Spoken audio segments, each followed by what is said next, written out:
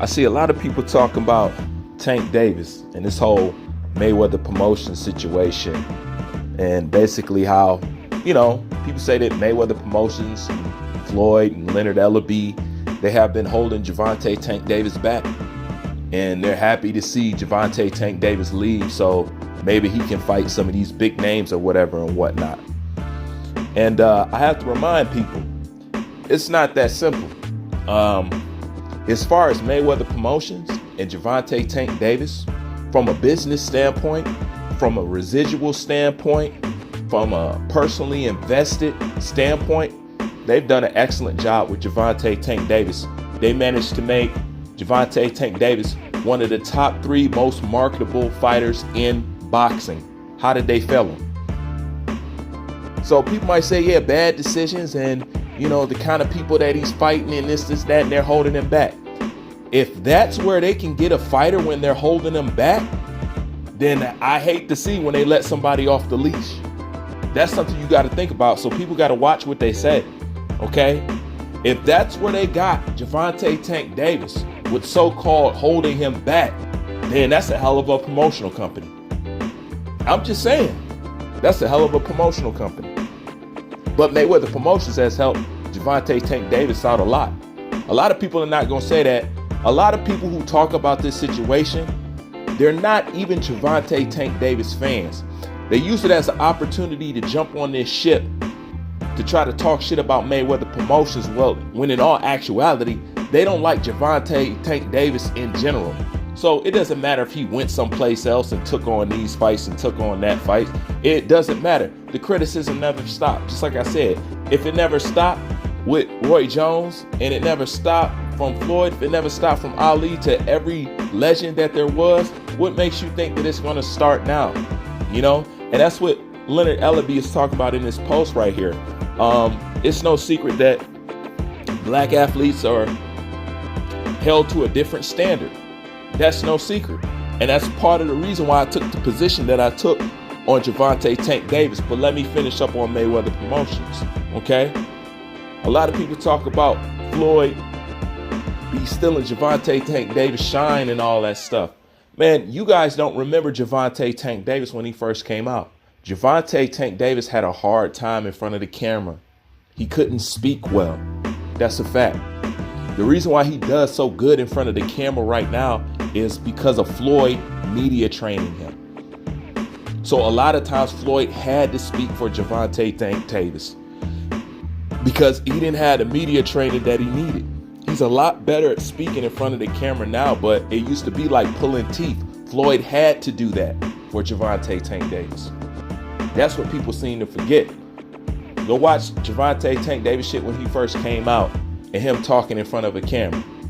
It was cringy, but now he's a lot better in front of that camera. He can do a lot of shit on his own, but they have helped Gervonta Tank Davis out a lot, and he'll be dumb to go anyplace else. I'm just being honest, and when people see Gervonta Tank Davis talking like, oh, they got me fighting this clown and stuff like that, he just saving face for us. He has no problem with how he's being moved over there. He may not like Floyd, but he really doesn't have a problem with how things are going over there at Mayweather Promotions, and I'm going to prove it. If people think it's just Mayweather Promotions and Leonard Ellaby and Floyd holding them back, let me jog your memory, okay? Do you remember when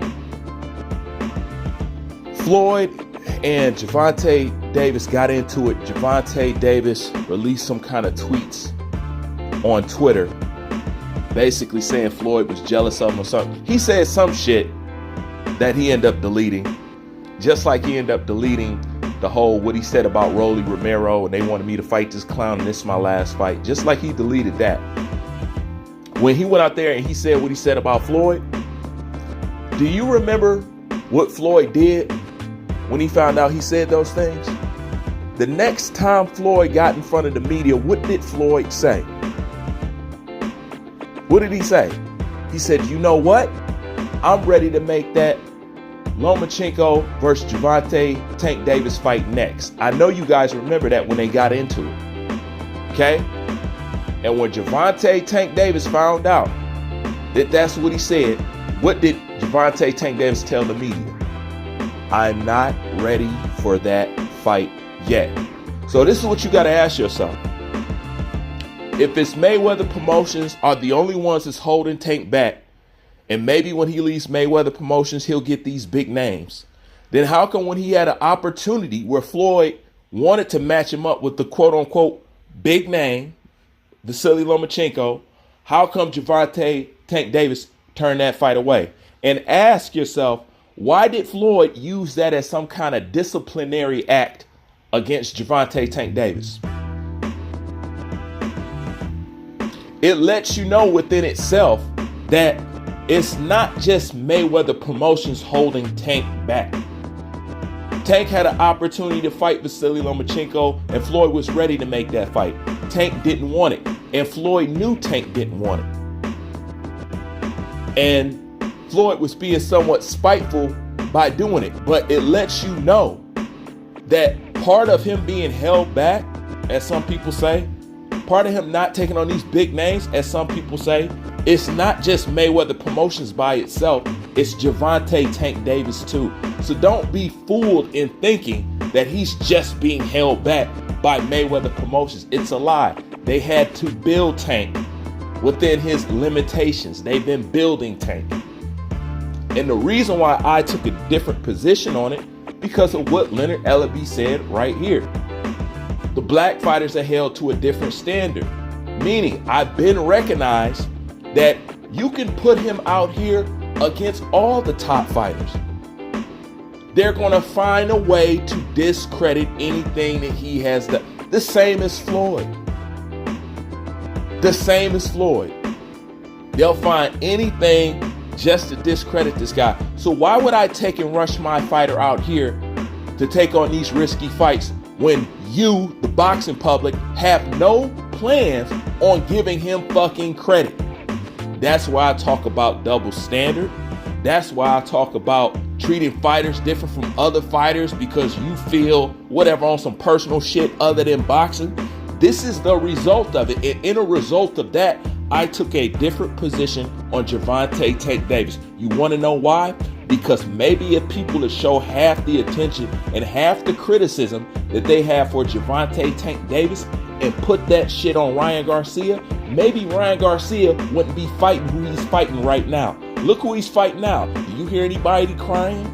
Do you hear anybody bitching and complaining about how Golden Boy is holding Ryan Garcia back? Ryan Garcia need to do this. Ryan Garcia need to do that. And Ryan Garcia is the most unaccomplished lightweight in the fucking division. It's not Tank.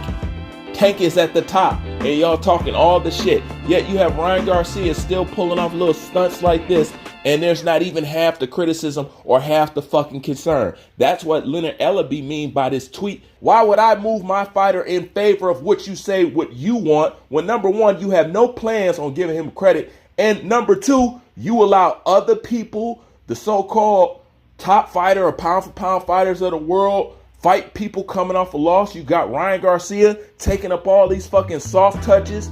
You got Triple G fighting a cheerleader from a fucking high school pep rally or some shit. You know what I'm saying? Like, you got all this stuff with no criticism. So why in the fuck would I want to move my fighter in favor of what the fuck you say? I'm going to build him how he needs to be built. And you know what? He's going to be a star. And you know what's going to prove that no matter what you say, what I did was good for Tank? When he look at his residuals. When you look at, you can constantly put Tank on pay-per-view. And when you look at, he's one of the top 3 most marketable fighters in boxing. How did Mayweather Promotions fail Gervonta Tank Davis? In all actuality, they didn't. He may not like Floyd, but trust me, he has no problem with the way he's being moved over there. He's just trying to save face. He has no problem with it. Tank's been winning this entire time due to what Mayweather Promotions have done and due to his talent inside the ring.